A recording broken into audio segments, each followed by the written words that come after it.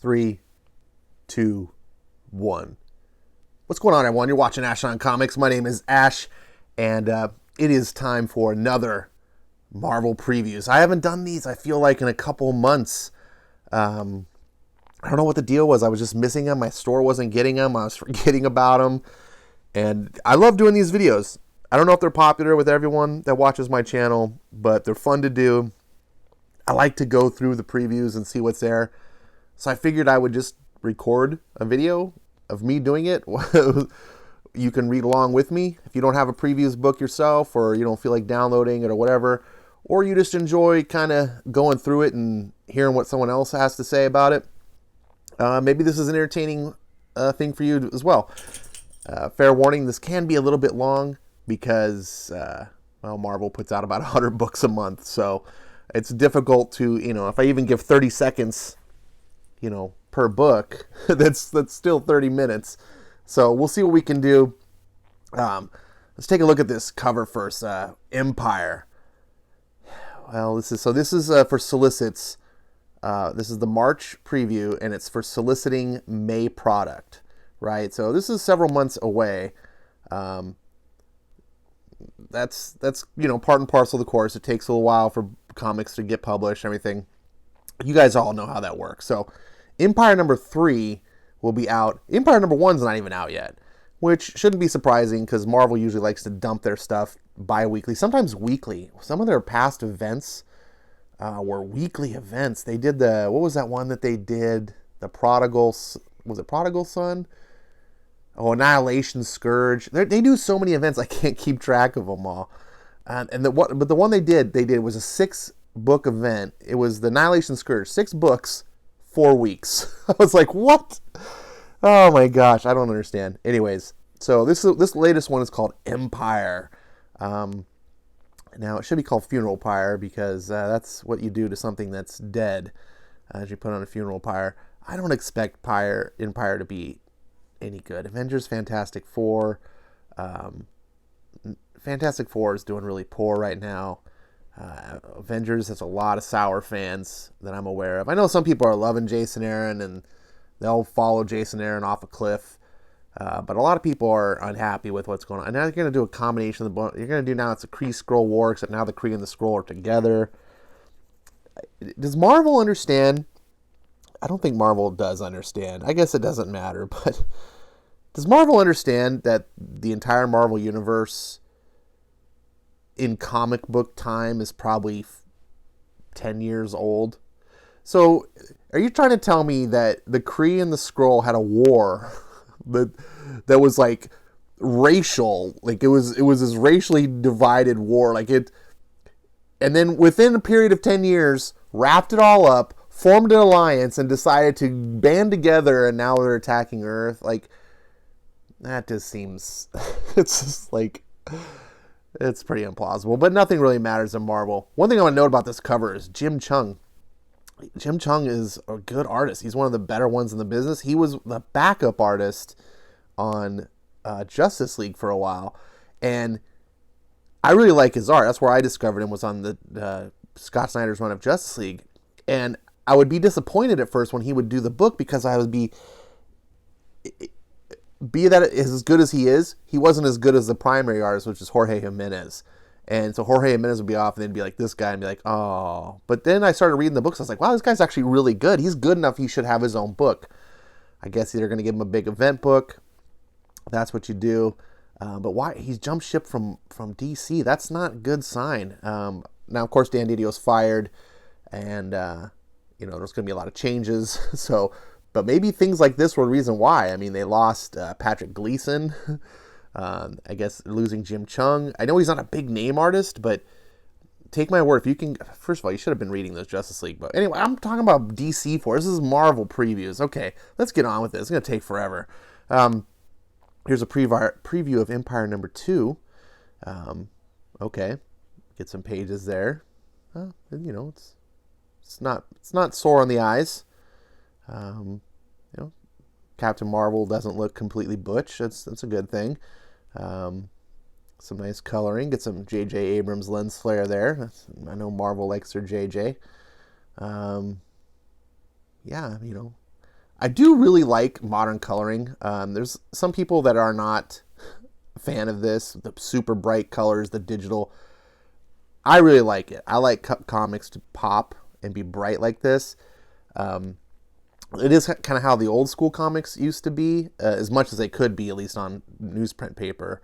But if you go back and read any sort of digital copies of like old school comics, that old 4-color printing process really seems bright and pops because it's not on the newsprint, which dulls it. And sometimes it seems out of place. You're just like, whoa.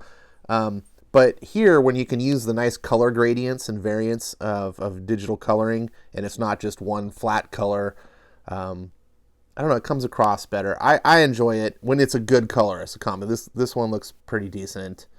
I'm enjoying looking at these pages. That's what I'll say. Let's see. Alien Plants versus Mutant Zombies. Oh, God. Oh, some intern at Marvel who's got the job title of editor came up with this, I'm guessing.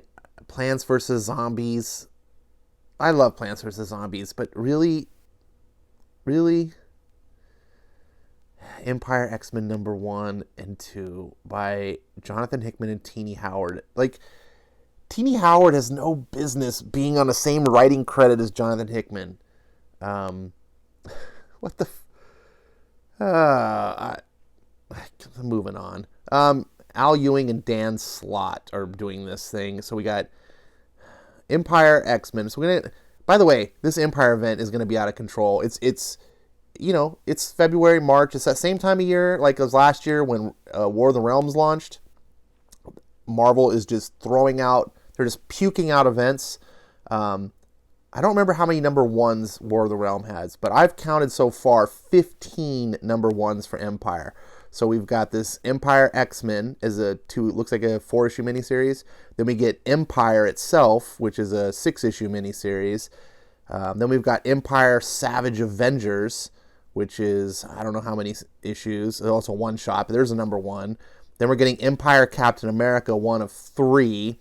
So there's another #1 that they can capitalize on. Then we're getting Empire Storm Ranger. So who the frick is this dude? Or is it a chick? I don't even know. This looks terrible. Saladin Ahmed. Oh, great. But #1.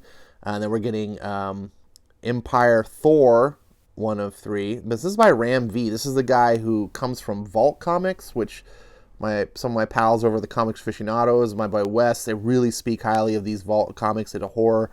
Ram V's taking over Justice League Dark, but apparently he's not exclusive because he's also writing a Marvel book here. Another Empire book, Squadron Supreme #1. Look at, I'm shitting you not. You thought War of the Realms was just barfing out stuff. Look at all these. It doesn't stop. Empire Invasion of Wakanda #1 of 3. It's just more Empire Avengers. It's just going to be Empire. Look, Empire Ghost Rider #1. Lords of Empire, Celestial Messiah. What the hell is this? The eve of Koi's ascension is at hand, but when the trials are interrupted by an unexpected interloper, Mantis, who will win this battle of wills? Don't miss out as a mother and son go head to head, revealing secrets that will shape the corner. That was Mantis' son. What is up with legacy characters? Dude, I know I get in this argument a lot with comic fans about legacy. I don't like legacy characters. I really don't. And if you're going to have them, you need to really prove them to me. They really need to earn. One of the things I hate about legacy characters is that they never seem to ever earn their place. They're just handed a mantle.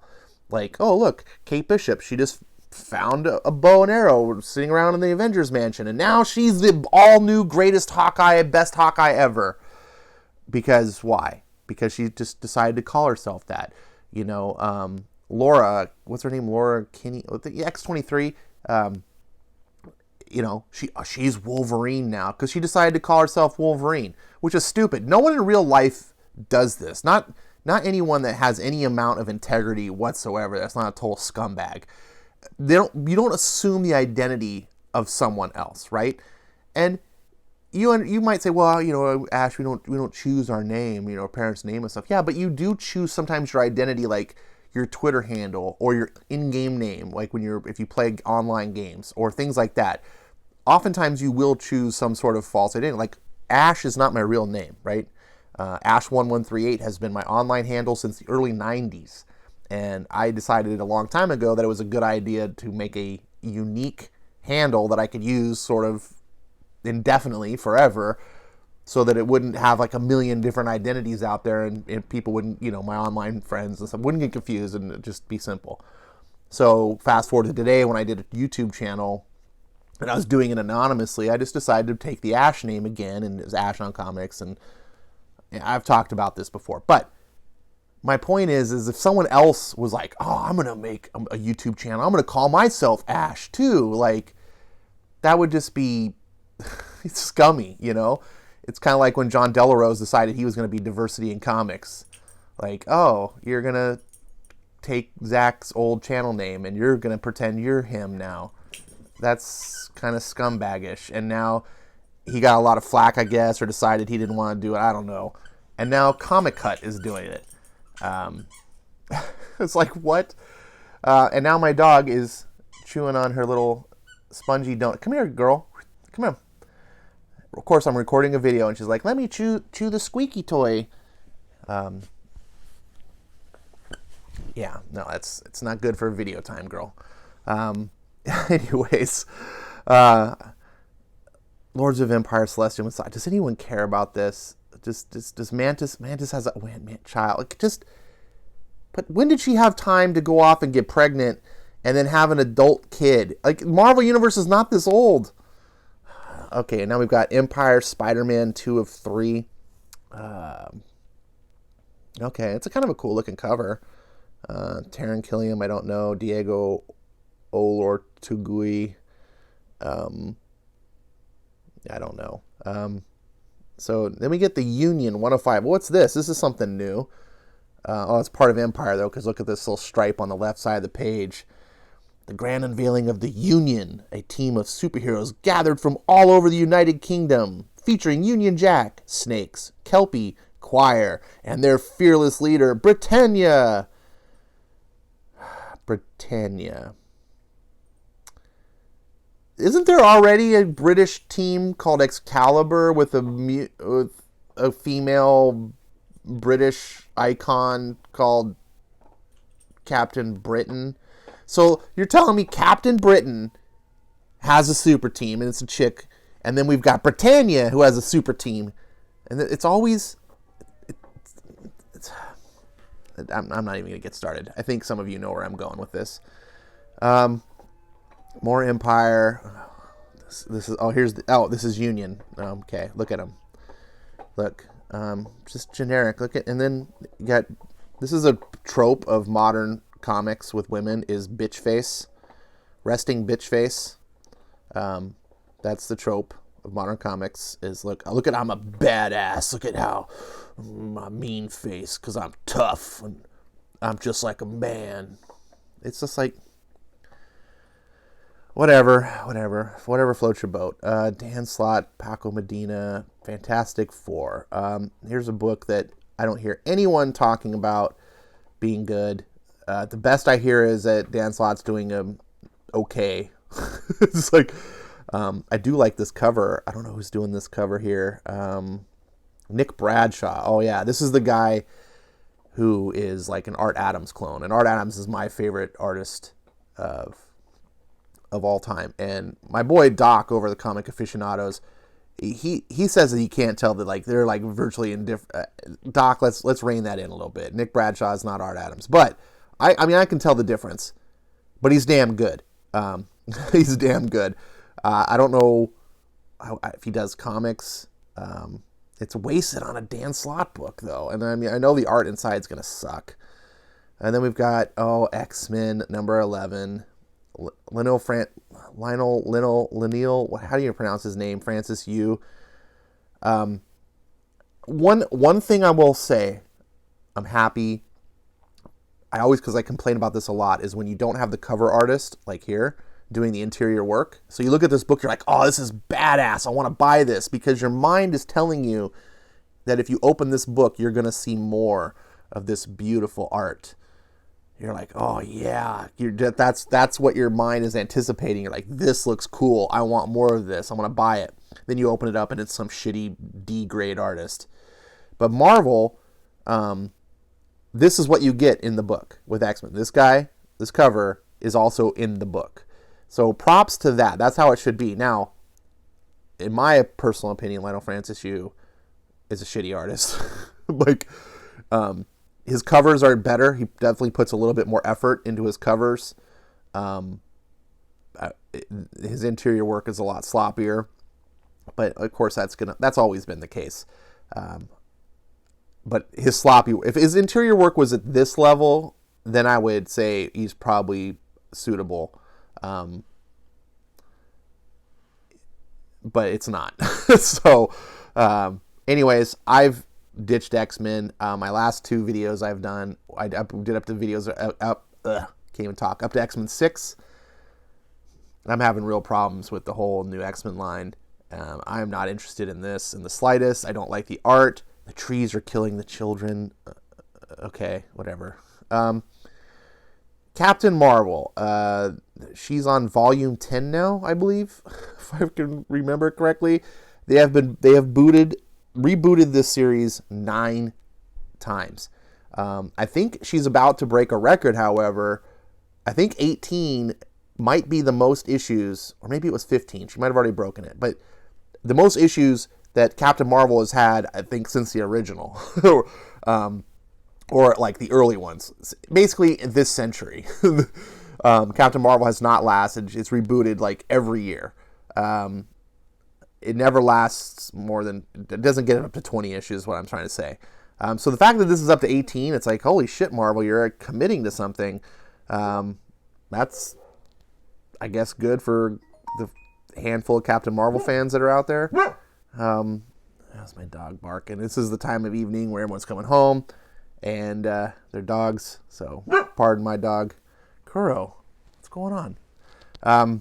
So Captain Marvel 19, yay, I'm sure this is crossing over with Empire. Juggernaut, 1 of 5. Now, part of me wants to be excited about this because this creator right here, Fabian Nicieza, he's an X-Men alum from back in the 90s. And while he's no Chris Claremont, he wrote some decent stuff, some good stuff. I liked his work. But the stuff that he's saying on social media nowadays, he feels like he's another one of those people that have just lost their minds after the 2016 election. And I'm not convinced that these people that have lost their minds are capable of writing good stories anymore. So we'll see.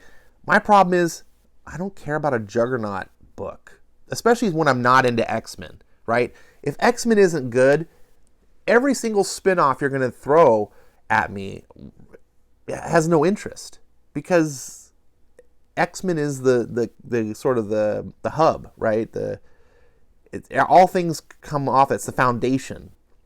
And if you can't sell me a good X-Men that I care about, why should I care about any of the spin-offs, especially a book about a villain? The X-Men are already villains. You destroyed them. I'm not, hopefully Fabian pulls something out of his ass and proves me wrong. We'll see. Yeah. That's all I got to say. Yeah, Juggernaut. He's a cool character, though. I like him as a villain. I've always loved Juggernaut. X-Men God Loves, Man Kills extended cut. Oh, boy. Now, I actually have this graphic novel. I think I have a first edition. I always get accused by modern comic fans of not knowing comics when I talk about X-Men. Like, you need to go back and read X-Men, God Loves, Man Kills. I got this when it came out. This is not... I have the original one. Like, I was reading comics back in the 80s. These people, like, they love to talk to me as if I don't know anything. And there's a lot of stuff I don't know, especially post-2000. There's a big black spot in my comic history, but they like to point to this book. X-Men are always been SJWs. Read this book, and it'll prove it to you. And it's like, I own this. It's a graphic novel, and it's okay. I don't think it's actually one of Chris Claremont's best. I think it's overhyped. But the reason why this book was special was because it wasn't like the norm.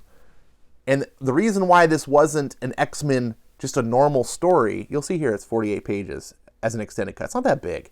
They didn't put this as a normal X-Men story because X-Men, this was not the normal X-Men story.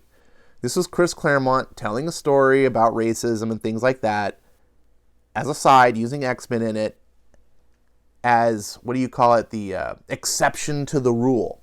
And revisionist historians on the left like to tell me, X-Men has always been this way. See this book? No, you're pointing to this extreme example graphic novel that was never even actually one of the comics. This is not continuity, as somehow proving your point. Anyways, it's kind of a good book. I like the art. It's painted art. Well, it's not, it's like painted coloring on pencils. It was a cool thing at the time, but it was kind of boring for me as a kid. I guess that's the right way to say it is. As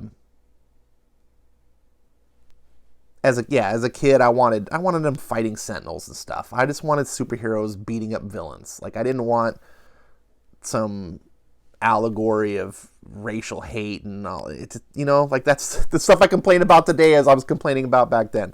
Here we get a facsimile edition because Juggernaut's a big deal, I guess, because of that book.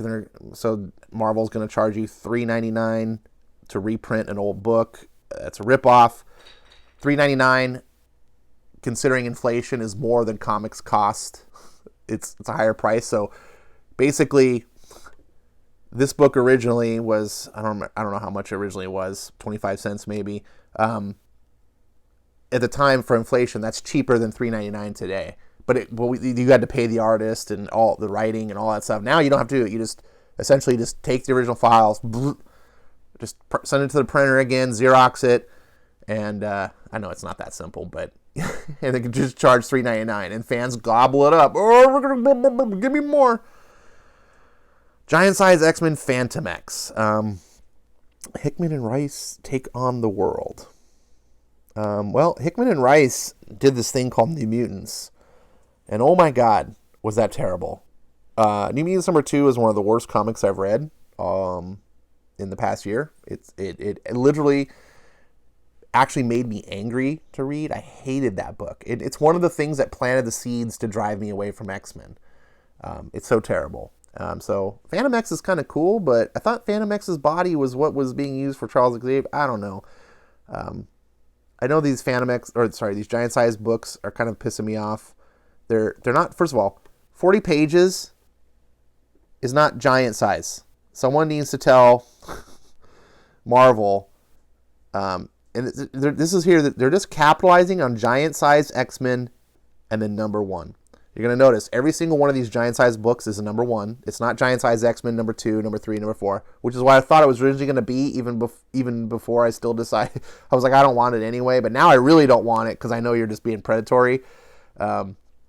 I think this whole X-Men thing was a huge, I don't want to say a scam, but like kind of like a con job. I guess a con job is a scam. Let's see, Children of the Atom #2, Vita Ayala. Oh my God, what a terrible, like, they said, you thought we have bad writers on the X books now, and like Teenie Howard and Gary Duggan? No. We're going to put Vita Ayala. Wow. And then we're going to create these new characters because we already have hundreds of X characters that we're trying to cover in these books, which are stupid. You just need to focus on the prime ones and just put the rest on ice. But now you're going to create female Cyclops, a new Angel character. Look at black female Gambit with, oh look, she's got the Moon Girl stereotype hair. Oh, come on. So black female Gambit, a new Angel and Cyclops. What is going on? Oh look, there's Nightcrawler. Oh. Does anyone care? And why is the alternate cover better? I don't, oh, X Factor's coming out. Yay! Remember when X Factor was a thing? Leah Williams, the other fanfic writer. It just every Tumblr writer they could think of. Remember when X-Men, you had to be a badass. Like, when Chris Claremont retired, Marvel, like, shit their bricks.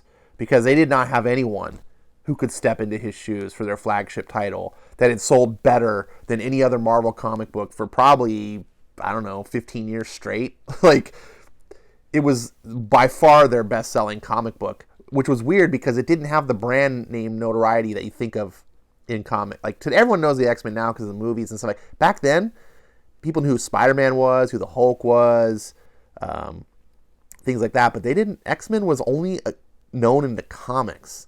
But comics fans knew X-Men and they loved X-Men. And that's why not every comic fan, but most comic book fans had this on their pull list because it was the best comic out there. Chris Claremont was doing a bang-up job with the writing and always had great art. Some of the best artists ever were drawing X-Men, and whenever someone would retire or move on, Marvel made sure to replace them with someone as good or most of the time even better. Who thought they could find someone better than Mark Silvestri when he was doing his run? It was like, man, Mark Silvestri's doing X. This is awesome. Oh, he's leaving the book. Who's this Jim Lee guy? It's like, anyways, I'm getting off in the weeds. Leah Williams. What the hell is this? What the hell am I even looking at? What is this? Is that DUGGAN? What the? Is that Polaris? What? Is that Havoc up? What? I don't even know what I'm looking at. The team gets their first case, investigating the disappearance of a mutant dancer at a prestigious ballet academy in the Mojo-verse. Oh, yay. Oh, here we go. This makes me want to buy it. Not. Whatever. Oh, here's another X book, because we just don't have enough X books. Hellions. Now, Hellions is another X villain from yesteryear. I believe, my memory is fading, but I believe that they were sort of like the New Mutants of the Hellfire Club. Fans that remember have a better memory than me can put it down. It's tough when you haven't read the stories in 30 years. This looks like Goblin Queen here. They're bringing her back. I don't remember. She was never part of the Hellions as far as I can remember. But now it's weird how you have the Marauders is now an X team. You have the Hellions. Essentially, the Hellfire Club is on the X-Men now, but they're not calling themselves the Hellfire Club. They're the Hellfire Trading Company. But, like, why don't we just have the Brotherhood of Evil Mutants? Can we get a book called the Brotherhood of Evil Mutants? Or is that just all the books? Is that sort of the gag, the running gag? Is like the Krakoa is the Brotherhood. They're all the Brotherhood of Evil Mutants now. Zeb Wells, whatever. Let's see. Oh, Wolverine number 4. This is a book that Marvel is trying to put some effort into. Benjamin Piercy is a pretty decent, probably one of the better writers. When you look at the shitty talent pool that's on the X line right now, Benjamin Piercy really stands out.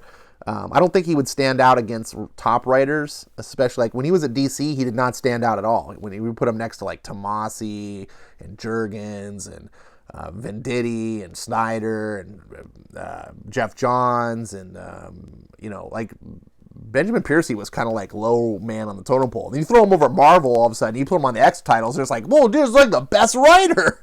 It's kind of weird. But the first issue of Wolverine I did a video on. It's solid. Like, the problem I have with it is that it's on a shaky foundation. All the X books suck, and so Wolverine can't do much. You can't have a great Wolverine book when the X-Men universe is messed up. Selling the Classics 45th anniversary. Another giant-size X-Men. Tribute to Wine and Cockrum. Oh, look at that. $6 book and number 1, because Marvel has to have this non-stop number 1s. The House of Number 1s. Here's New Mutants number 11. Ed Brisson. man, his story that he told with the stupid mutant bigots out in Alabama, with Beak and his family was the most retarded thing I've read in comics. It was so stupid. If you haven't seen my review of New Mutants #3, please go watch it. I think you might find it entertaining. I roast the shit out of that book. And, tell me, give me some feedback if you did find that entertaining, and maybe I can try to do that more often. It's so terrible. And let's look at this cover. Just take that in. Just. All right, moving on. Gary, is it Gary or Jerry? Jerry Duggan? I don't know. I do know that his Marauders book is awful, and he doesn't know how to write comedy, and writing a bunch of villains, beating up people. I mean, the Marauders are basically bullies. They're kidnappers. They're drug dealers. They're everything that actually the left, progressive left, should hate. But because they represent them, then they like them. It's so weird. Here's Kid Cable. I don't know anyone. On either side of all parts. When I talk to comic fans, is there anyone like Kid Cable? And I feel like Kid Cable is rivaling Jonathan Kent in the whole head scratch. What the F is the publisher doing with our character? Why would they screw it up like this? Like, why would you de-age Cable like this? No one wants this. It's not working. Now, Brian Hill, bless his heart, was writing a really solid story of Fallen Angels. Pardon my sniffles here. And it was actually doing some justice to these characters with Kid Cable, X-23, and Fake Psylocke that I hate. I hate all three of these characters. I think Cable the worst. But I don't hate Cable. I just hate this iteration of him. I just don't want... This is not something we should have. But Brian, man, he was trying diligently to put in some sincerity to these characters, He was writing them with sincerity and trying to give them legitimacy, not fake, but like just trying to do them justice. I was like, okay, you're kind of selling me, but now Brian's gone off because he's too good for Marvel. Brian Hill, who just basically barely broke into comics a couple years ago, into mainstream comics, it just seems like a year or two. It couldn't have been 2 years, maybe like a year and a half, that he finally got a Detective Comics arc. He got 5 issues on Detective Comics. I was like, ooh, his big break. And he's already off in Hollywood. He's just gone. He's too big of a talent. So now we're handing this shitty-ass character to Jerry Duggan, who can't write his way out of a paper bag, who is just screwing up the Marauders. And now we're just going to get this goofball Cable series. This is going to be the worst Cable series ever. Mark my words. Teeny Howard, Excalibur. Yay. There's Jubilee making fireworks. Oh, that's exciting. Okay. Here's Marauders. Oh, the Queen is dead. Oh, look at that. Oh, if only they had some way to resurrect her. Oh yeah, no one really dies. Screw this book. Here's X-Force. How many? Is there more X books or Empire books? Is like Marvel basically now in 2020, is it the year of X and Empire? It's like that's all we do. We just flood the shelves. I think if you add up all the X books and all the Empire books together, just those books, not counting the infinite amount of Spider-Man books, Avengers, all the weird spin-off characters and goofball shit. If you add those up, it would be more comics, I believe, than Marvel's entire line in the 80s. It's like, which, by the way, sold 10 times as many comics per issue. So, I mean, I think that speaks volumes to flooding the market being a problem. Black Widow #2. How many times is Black Widow going to get rebooted? Seriously? It's Adam Hughes cover. Okay. It's not even good anymore. Adam Hughes just phones shit in. Taskmaster. What, Taskmaster's got a book? Are you effing kidding me? What? Look, Taskmaster is freaking cool, all right? He is really cool when he's done right. I just don't trust him. Taskmaster heads to DC for his first... Can't even read. Taskmaster heads to DC for his first victim, Phil Coulson. But Coulson isn't alone. He's got an entire squadron on speed dial. You know, get it? Okay. Evel Ewing is getting a new book because, you know, selling 10,000 copies of Ironheart shows that you are a superstar at Marvel, especially if you're a woman of color. She's now apparently getting a new rebooting Champions for. Is this going to be the third boot of Champions in like a year? It failed twice. First with Mark Waid, who's actually, as much as I hate to say it, an industry legend. Then Jim Zub, who tried his hardest, and now they're going to reboot it for Evel Ewing, who no one gives a shit about. And the only people that read Ironheart are the people that want to do it as a statement, not because they're genuine fans and think the book is so fantastic. It's just, look at me. It's a virtue signal. Look at the book I'm reading. I care about people in the world. I'm a better person because I read. Look at this cover. Look at this. Look, just take it all in. Look. Who's the villain? Of course, it's the man. That's what it looks like to me. This looks like teenage superheroes fighting against the man. Impressive. Oh, whatever. Magnificent Miss Marvel. She's anything but magnificent. Saladin Ahmed is... I'm glad that he's actually on this book and he's not doing something that I care about. So I guess I shouldn't say anything. Ghost Spider. It's so weird that there's a Gwen Stacy book and a Ghost Spider book. So you have like a book where there's Gwen Stacy and she's just Gwen Stacy that supposedly is the Gwen Stacy from what we know. And then you have Ghost Spider, which is the alternate universe Gwen Stacy who got bit by the spider. So she became Spider-Man essentially. Which is so weird. Like everyone that gets bit by the spider basically becomes the same thing, Peter Parker. But people are different. Why would they all follow the exact same path? Who knows? New Warriors. This is going to be terrible. So terrible. Daniel Kibble-Smith. I saw a couple of shots from this before because they're introducing some new characters in the New Warriors, and it's like, oh my god. So Outlawed. Apparently, I guess, is Outlawed a new event? Of course. Of course there's a new event running at the same time as Empire.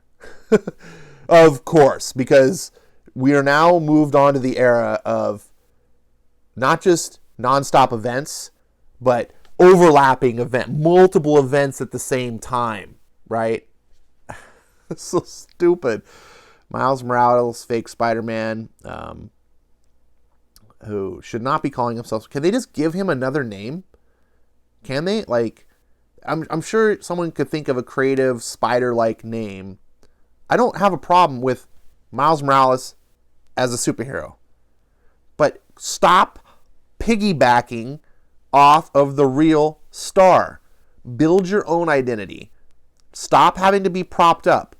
Stop this, I forget the term of this racist idea where you have to, where you basically show that people of certain races aren't good enough, so they can't succeed without the help of a white person. And you frame it as if like it's caring and we're not the racist, but you actually are. There's a term. Put in the comments if you know. I've been struggling with this. I can't remember what that term is. But that's every time I see it makes me mad because it's like I just feel like this is such a racist book.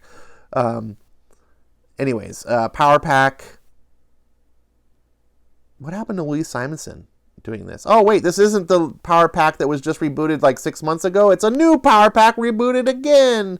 Oh, look at their little tough little faces. Yeah. All right, so we got a cover by Stefano Caselli to make it look appealing. And then when you actually open the book, it's going to be shit. So I'm guessing at least. This is Strange Academy. Oh man, by the way, if you have a current Marvel comic book, they're doing a preview of Strange Academy inside, like it's like a 6-issue preview or whatever at the end of read that. You will not believe how cringy this is, and which is shocking me because I thought Scottie Young was a good talent, and I was like, oh, this might be kind of, it's not really for me, but it should be. It's so cringe, terrible, and it's the concept is so unoriginal. It's literally the original X-Men concept, just with Doctor Strange. Doctor Strange now is the new Professor X, and he's going to get these strange kids from all around that have these magical powers. He's going to teach them, and he's going to have this little academy. So it's basically the Doctor Strange Institute for Gifted Youngsters. It's like just it's like verbatim carbon copy, just so derivative. And the thing about it is, like, look at it. It's just, so instead of mutants with powers, we're just going to explain that their powers are from magic. But essentially it's the same thing. You're just explaining things differently. But it doesn't actually change. And oh man, the writing is so cringe. Oh, Marvel Zombies is coming back for what, the 8th time? Because you can't beat an undead horse, right? Like, too much. So, and of course with DC's doing so well, Marvel had to get on that action. They were like, oh, DC's is selling, bring back the zombies. Yeah. Don't care. Ed Brisson, Punisher versus Barracuda 205. Can you just do a Punisher ongoing series instead of constant this reboot, miniseries? Just, of all the characters that could probably hold a ongoing series, Punisher could be one of them. Who the Barracuda? No. Werewolf by Night by Taboo and Benjamin Jackendoff. Pass. So they're bringing back Marvels, and it's really confusing because Marvel doesn't know how to market their shit. So we've got Marvels, we've got Marvels X, we've got Marvel, and then we have Marvel Snapshots.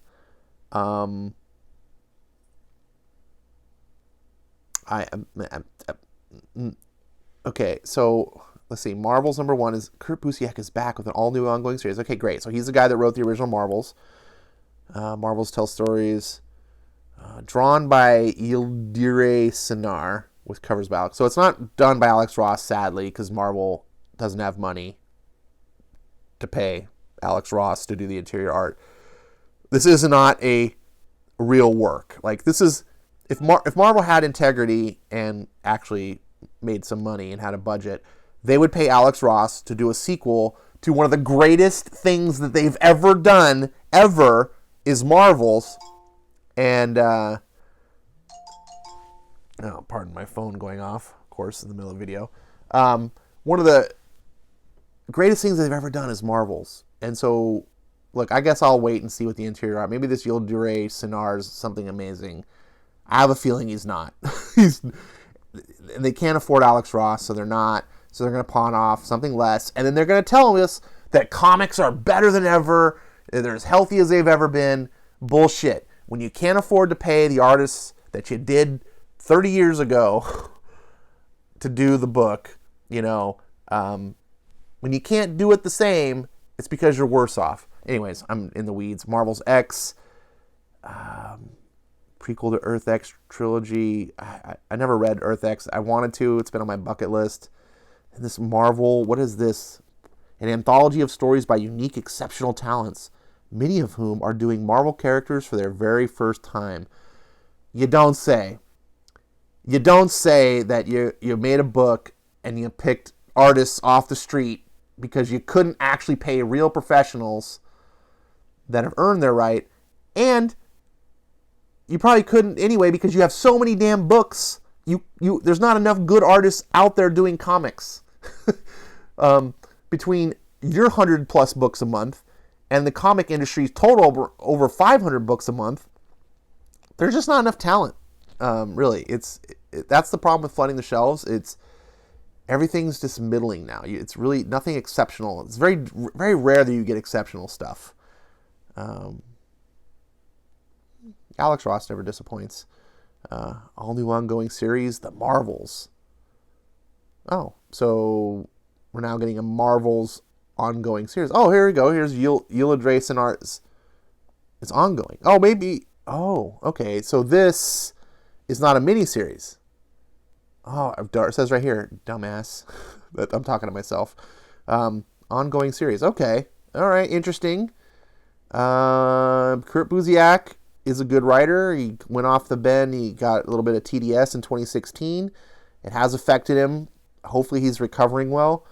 We'll see. Kurt Busiek is a strong talent when he's focusing on doing good stories. Marvel's X, I looked, man, the interior art is just, okay, Marvel, Avengers, Marvel Snapshot, Barbara Randall Kessel with Kurt Busiek. Oh, no. So we got Kurt Busiek stamping his name on there to validate Barbara Randall Kessel, who no one cares about. Marvel Snapshot tour through the Marvel history takes a romantic and destructive turn during the Michelini-Byrne-Perez Avengers era. Take one rookie cop, add one new to the city emergency medical technician, and make their meet cute a devastating battle between the Avengers and a giant rampaging robot. What comes next? Only Barbara Randall Kessel and Staz Johnson can tell you. What did this pitch sound interesting? What? Spider-Man Marvel's Snapshot. Howard Chaykin and Kurt Busiek. Oh, drawn by Howard. Okay. Let's say you're a low-life criminal in Manhattan, just trying to get by. Who cares? What am I kidding anyone? I Wolverine. What? What? Do you just put an I in front of it, and it? Hello, boomers. Steve Jobs. I just did a seance with Enchanneled Steve Jobs, and he says you can't just put an I in front of something and make it techie. so stupid. Oh, Ironheart 2020. Are you fucking shitting me? Of course, a 2-issue miniseries with Vita Ayala.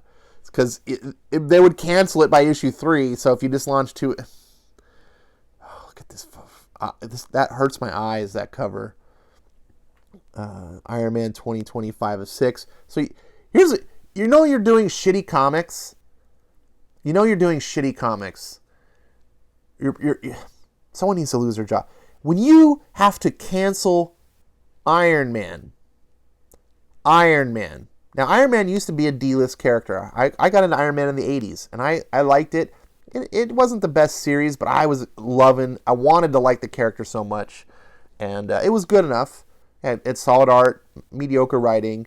And so I collected it week out or month after month and tried to enjoy it as much as I could. And I did get some enjoyment. I didn't hate it or whatever, but it just didn't stand up to it. Anyways, my point is, Iron Man didn't get canceled then when he was a D-list character. Today, he's a $1 billion franchise. It launched the Avengers. All the normies out there love Iron Man. It is arguably the most popular character of the MCU. This is a character now that should be your big staple, rivaling Spider-Man as your face of your but you couldn't channel it in the comics. You couldn't. Because you're inept, you're run by a bunch of idiots. And so you had to cancel Iron Man. And then, because you already planned this big 2020 thing, and 2020 only comes around once in ever, you got to launch your 2020 event, so you're going to do this mini-series, and then what happens? When it's over, you're going to reboot Iron Man? Or what? Because there's no Iron Man comic. What?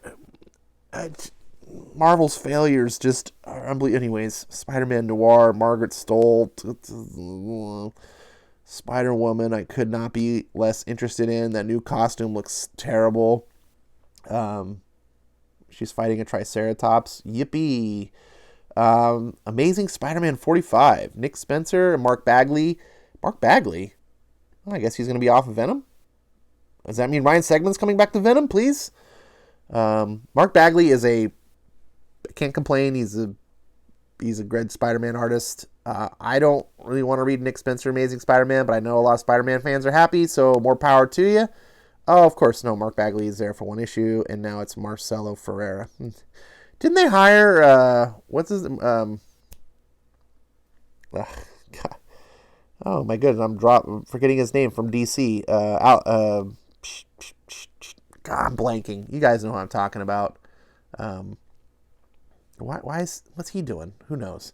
Amazing Mary Jane by Leah Williams. I know people speak highly of this book. Whatever. Gwen Stacy. Yeah. If you would have told me back in the 80s and 90s when Marvel was shit hot that they would be having books in the future, Mary Jane would have her own book and Gwen Stacy would have her own book, I would have been like, shut up.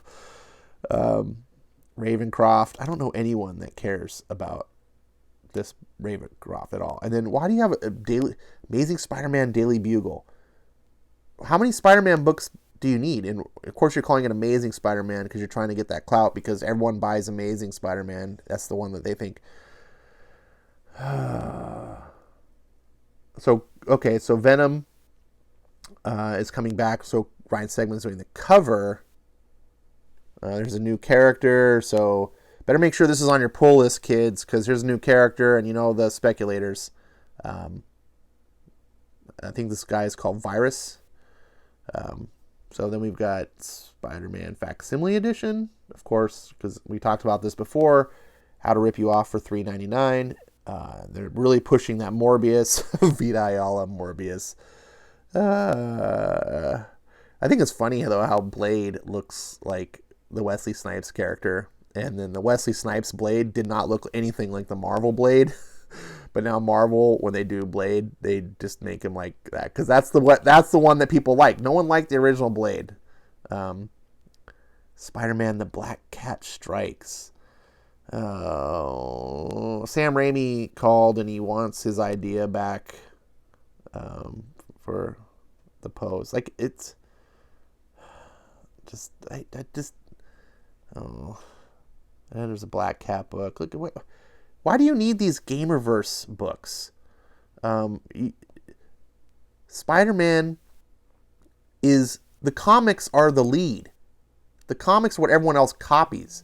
The comics shouldn't be copying the game.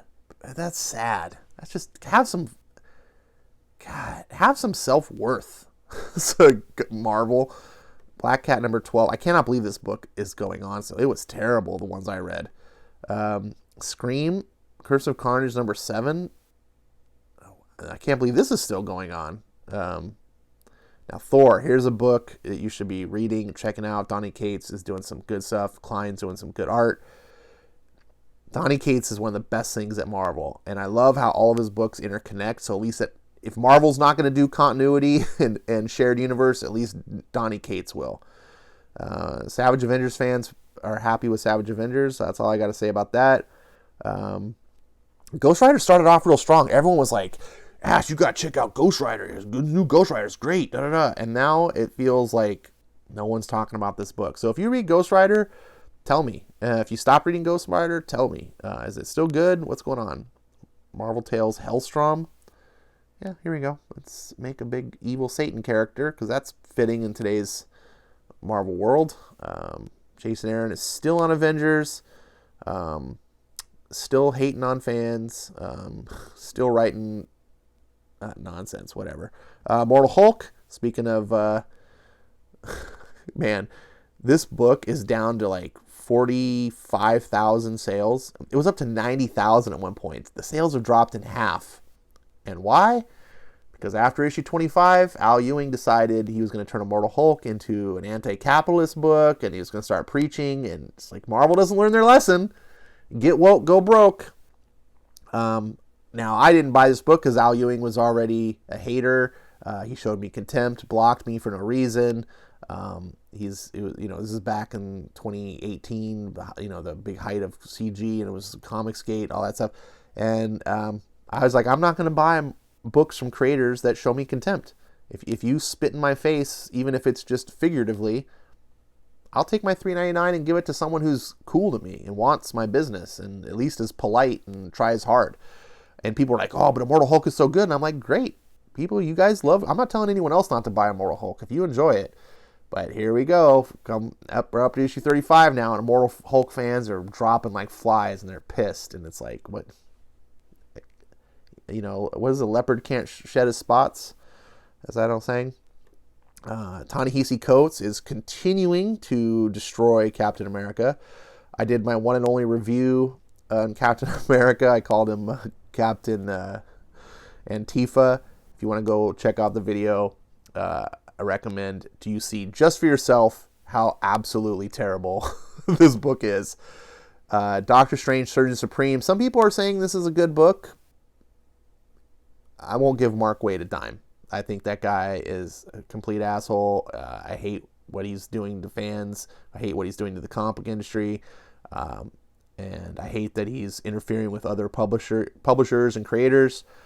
Screw him. I think Surgeon Supreme is a dorky idea. Doctor Strange is already hard to sell enough. Whatever. Hawkeye Freefall. I don't care. Falcon Winter Soldier. No. Black Panther is not for me. Ta-Nehisi Coates is leaving this book.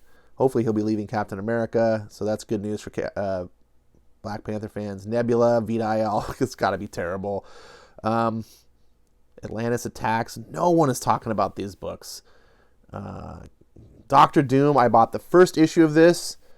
I even bought one of the limited variants. I paid $10 for number 1 to get the limited variant. I was super hyped. Doctor Doom is one of my favorite characters. And, needless to say, I'm not reading the series and I'm disappointed. It's up to issue 8, though. And maybe it'll go somewhere. Maybe Christopher Cantwell needs to just get his voice and get a feel and get the series going somewhere. Sometimes you need to do that. Sometimes launches can be rocky, and then writers will find their groove.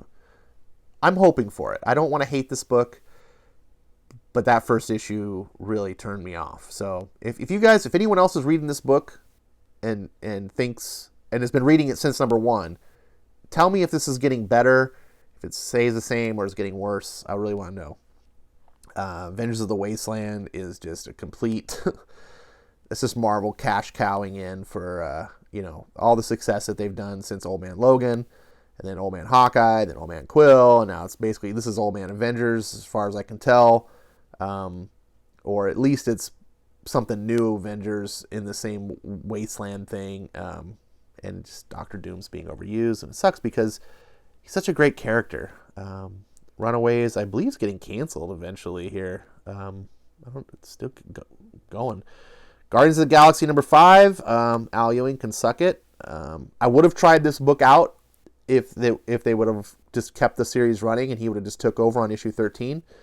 I would have tried it. I would have given him a shake, but Marvel decided, nope, we're going to renumber it to 1, even though the story continues off. That's another thing. It's not like, oh, this is a new series, a new vision. This is number 1 takes place after number 12. You don't do that. I'm sick of Marvel's predatory practices. I'm not going to support it. Strike Force, no one cares. Ant-Man, no one cares. Star was dead on arrival. Holy shit. And it looks like it's been miniseries. Every series at Marvel is a miniseries, whether you know it or not. Daredevil, One More Day. Now, Chip Zdarsky. Okay. Holy shit. One More Day is probably one of the most infamous comics Marvel's ever made, and it's probably one of the most divisive, fan put-offs that they've ever done. And to this day, it confounds me why Marvel does not fix this. Why don't they do like one more day, another one more day? Or you could come up with a play on the words, like one more day after or something like that, where you basically go and tell a story that undoes the one more day so you can restore it, because fans hate it to this day. And you could bring so much goodwill if you did a story like that and basically did what DC did with Rebirth and just sort of extend the olive branch and say, hey, old school Spider-Man fans, we're sorry. We're going to do this. Come back to us. I think you would get fans back if you did this. Now, Now, anyways, the title, One More Day, the whole point of that is it incites a lot of vitriol from fans. Like, they're like, fuck Marvel. So Daredevil using that title is pretty ballsy. Now, Chip Zdarsky is doing the best comic at Marvel. I will say this again. This is the best comic at Marvel, in my opinion. It's absolutely fantastic. It's up to 18 issues now, and they're all solid. Some of them are astoundingly good. I love this series. I'm so glad that Sergeant Bats donated 3 issues to me to get me started. I never would have been reading this series. Chip Zdarsky has really shown me now, but he's also a raging SJW and a fan hater. He blocks me still to this day for no reason, just because he uses block bots. He blocks all sorts of fans, but he's learned to keep his mouth shut. He doesn't talk shit anymore like he used to. So I gave him a chance based on his work, and it's like, as long as you're not going to say shit, I don't care. I don't care about your politics or your internal attitudes. What I care is how you treat me, right? That I can separate the artist from the fan until you force me not to, until you start throwing it in my face. So that being the case, I am recognizing. So part of me is like, Chip Zdarsky is doing really good work, and if he's using this title, he knows what he's doing. Like, hey, I'm going to do it, and I'm going to do it right. Or is he doing it as a form of antagonism? I don't know. I usually don't buy annuals, but I might get this one because it is Chip Zdarsky and Daredevil is so good. We'll see. Marco Cicchetto is back on Daredevil. Just look at Cicchetto makes Daredevil. It's good without him. The backup artist finally for Cicchetto is solid. It's not the shitty guy that they were using. But oh, man, and look, the suit's back. Jump on Daredevil. I'm telling you, jump on Daredevil. It's good. Arrow, no one cares. Swordmaster, no one cares. This racist attempt to try to appeal to China is seen through by everyone except virtue signaling progressives who get the books just to show how woke they are. Kelly Thompson's Daredevil. I don't know anyone, sorry, Deadpool, anyone that's talking about this. Jane Foster Valkyrie. Jane Foster, I believe, has the honor for being the token character that is now hijacked 2 separate Marvel characters' identities. First, she took over Thor, and now she's taken over Valkyrie. That should be her thing. Jane Foster should just go through the Marvel every couple of years, and she just takes over some other character, right? Maybe she can be Captain America next or something. Like, that would be like that. That's what they should just do. They should just own it. I don't know of anyone that's interested or excited about this book. How to read comics the Marvel way. You're fucking kidding me, right?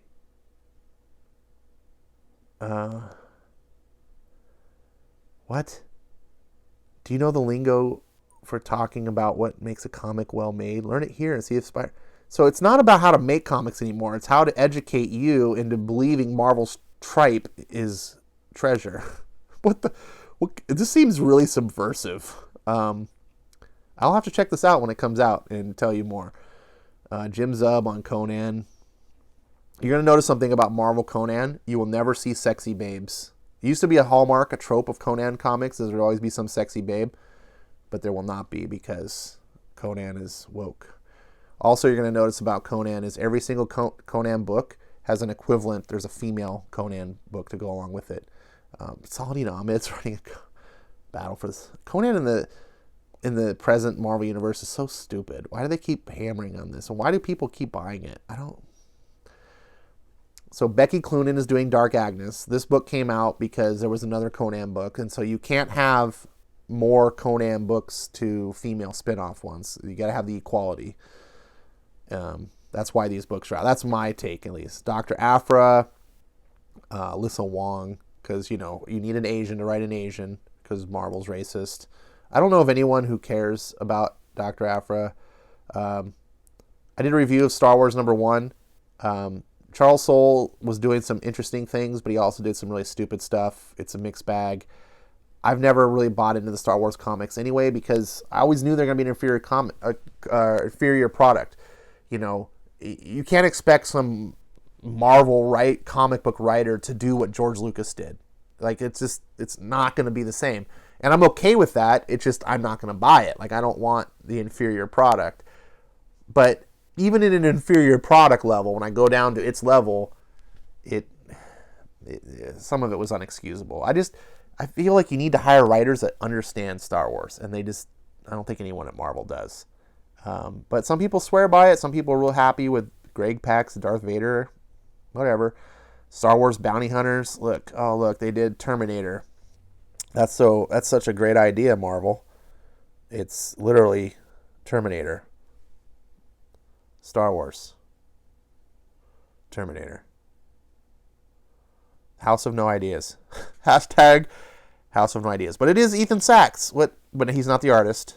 So, whatever. Now we're into Marvel Action. Marvel Action is where Marvel outsources to terrible, failing IDW to do Marvel comics that apparently Marvel can't do themselves. Whatever. And then we get a bunch of statues. I'm just sort of going to flip through here just to see, because Eric Breen loves to see the omnibuses. Infinity Gauntlet Omnibus would be pretty sick. This would be pretty sick. Although I do have to say, all the supporting stuff that was around Infinity Gauntlet was nowhere near to the level of the Infinity Gauntlet main story itself, the 6-issue miniseries. But if you are a diehard fan, I do like that they did the original George Perez cover there. You get the special cover. I love that the variant covers on omnibuses. $100 products with variant covers. Venom Omnibus. Okay, so this is not the current Venom. Sam Keith Venom is pretty cool looking. War of the Realms Omnibus. Pass. Waste of money. Infinity Saga Omnibus. Oh, this is all the Jim Starlin. Oh, man, this would be cool. Oh, and there's a Dale Keown cover. Oh, cool, man. Wish I could afford that. Eternals, of course, because the movie's coming out soon. Interesting. What else? Morbius in theaters. Okay, so we get Symbiote Spider-Man trade paperback. People are really liking this. And I know Peter David's a good writer, so it's a don't matter series, so it's like whatever. Chip Zdarsky and Terry Dodson, also available. It's the Fantastic 4X trade. They're already soliciting the Fantastic 4X trade paperback, the current crossover that's only on issue 2. It's already being solicited. Just wait for the trade. Why buy this? You just wait for the trade. This has been a super long video. I apologize. You know what's interesting about this? Check this out. So, Dawn of X has trade paperbacks where you get all the issue 1s and then all the issue 2s, right, of the different books. They're not just, here's all the New Mutants books. But then they're going to solicit New Mutants Volume 1. So you just get the New Mutants stories. So Marvel's double dipping on this. So people and they're not doing it at the same time. The Dawn of X one's already out. So people who got that are like, and then they're like going to see these other books. Oh, I just hate what they're doing. So predatory. All right, so we're wrapping up towards the end here. I'm flipping through just nonsense. This is a bunch of ads. Marvel trying to tell us how great their shit is. And then all I love those shill sites that just, all they want is their blurb on a page. You know, Fantastic Four by Dan Slott. There's some serious magic happening in these pages. One of the most exciting Fantastic Four stories in some time. Well, yeah, you can say that literally because Fantastic Four had been gone for a long time. So it's like the first one. It's like the first Fantastic Four story in a long time. So naturally, by default, it's one of the most exciting. a bold, bright, rowdy, and original sci-fi action adventure. Oh, God. These shills. Revenge of the Cosmic. Only Donny Cates knows how to do Cosmic Ghost Rider, in my opinion. Prove me wrong. Let's see. Punish the Soviet. Trade paperback. This is the way to get this for Marvel Comics. If they're just going to print miniseries to me, if they're just going to be doing constant reboots over and over, I'm not going to buy floppies. I don't see any reason. People are like, oh, Ash, you got to get that Punish the Soviet. Why? It's just predatory, but it's good. It's Garth Ennis. Okay, I'll pick up the trade. I can wait till the reviews come in. Let's see. Oh, Avengers by Jonathan Hickman. Man, look at this, just the sheer amount of product that Marvel produces. This video is probably 2 hours long. I don't even know how long. I haven't been watching the time, but you see like how it's just non-stop. Just going and going and going. All right, so here you can have your checklist for everything if you need it. Pause the screen. Here's a pause for the second page checklist. You got the final order cutoffs in case you care about that. And that's it. Folks, thank you so much. I'm going to cut this video off quick here. I really appreciate watching this long. This has been Marvel Previews for the May product. Stuff that's shipping in May. I don't know what there is to get excited about. You tell me what sparked your interest. Tell me what you think should be made fun of. Tell me what you're reading, what you're interested in reading. Does this Empire look exciting to you? Is there any other events that look exciting to you? Do you care about Marvel? What are your thoughts? Throw them down in the comments. I love hearing them. I appreciate you watching. Hopefully this had some form of entertainment to you. I'll do DC next. Thanks for watching.